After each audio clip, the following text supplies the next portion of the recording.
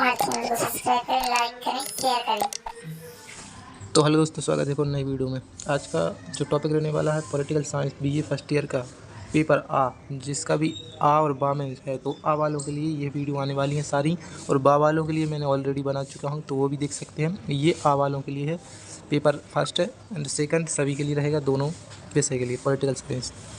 तो वीडियो में अगर पहली बार है तो लाइक एंड सब्सक्राइब करें, और बिना समय में वीडियो करते हैं शुरू। तो सबसे पहला क्वेश्चन है बीए पॉलिटिकल साइंस, भारत में संवैधानिक विकास।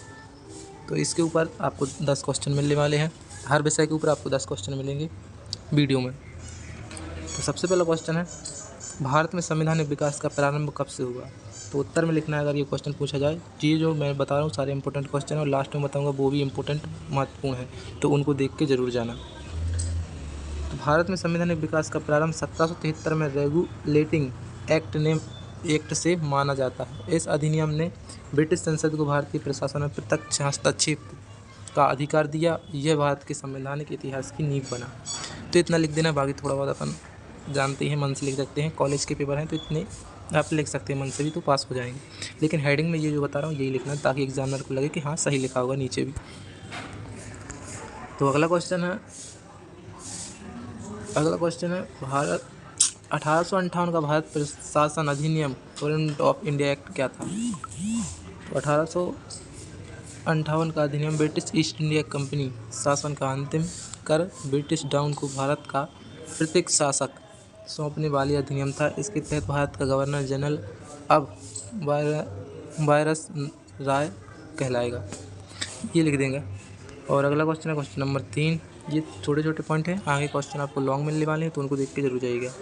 तो 1861 का भारतीय परिषद अधिनियम का क्या महत्व था? ये सारे इम्पोर्टेंट क्वेश्चन है, तो भाई बिल्कुल भी मिस मत कीजिएगा।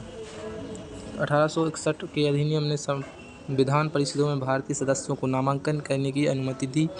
यह भारत में कानून निर्माण में भारतीय भागीदारी की शुरुआत की थी। इतना लिख देना है अगर ये क्वेश्चन पूछा जाए, बाकी थोड़ा बहुत अपन मन से भी लिखेंगे।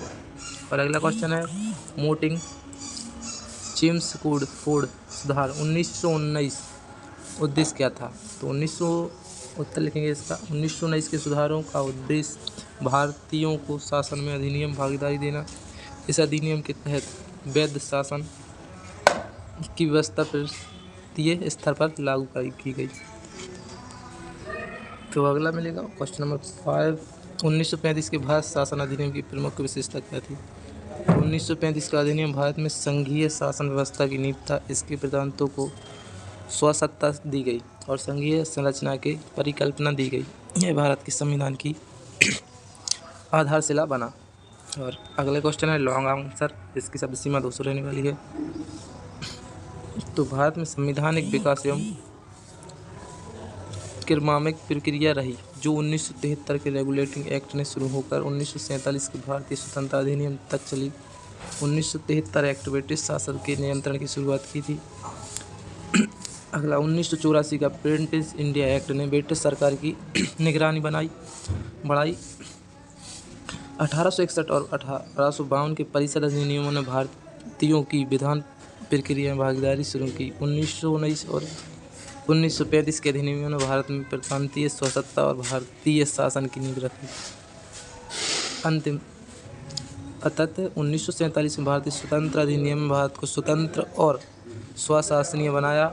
यह संपूर्ण प्रक्रिया भारत के आधुनिक संविधान की प्रेरणा बनी। तो ये क्वेश्चन आए तो ये लिख सकते हैं अपन। और चलते हैं नेक्स्ट क्वेश्चन को, क्वेश्चन नंबर 7। अगला है रेगुलेटिंग एक्ट 1773 प्रमुख प्रावधान थे। रेगुलेटर एक्ट 1773 भारत के संविधान के इतिहास का पहला महत्वपूर्ण कदम था।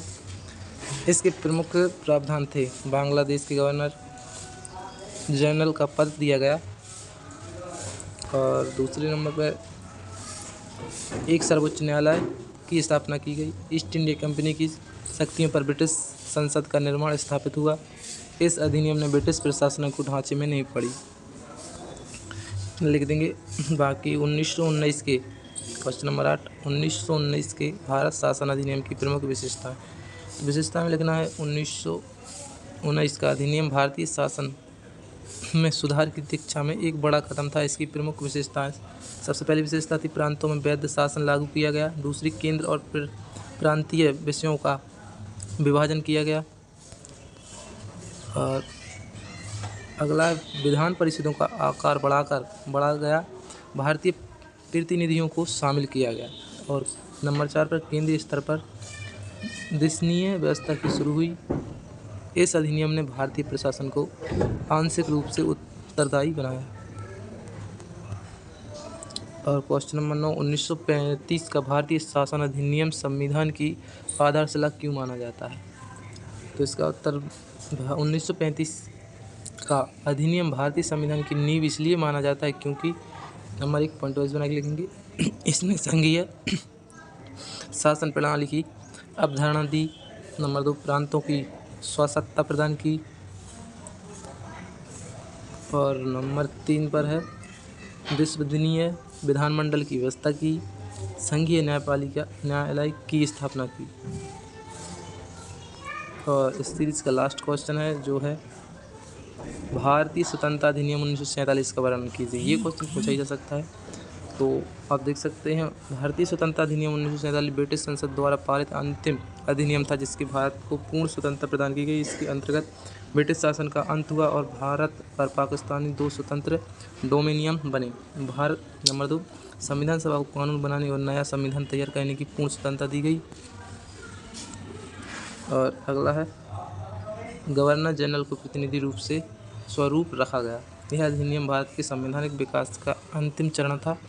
इसके स्वतंत्र भारत की नींव रखी गई। ये थे इस सीरीज़ के 10 क्वेश्चन। तो ये क्वेश्चन आपको एक बार देख के जाने हैं इस टॉपिक से, क्योंकि इससे बाहर नहीं आने वाला है। तो मिलते हैं नेक्स्ट वीडियो पर, तब तक के लिए जय हिंद।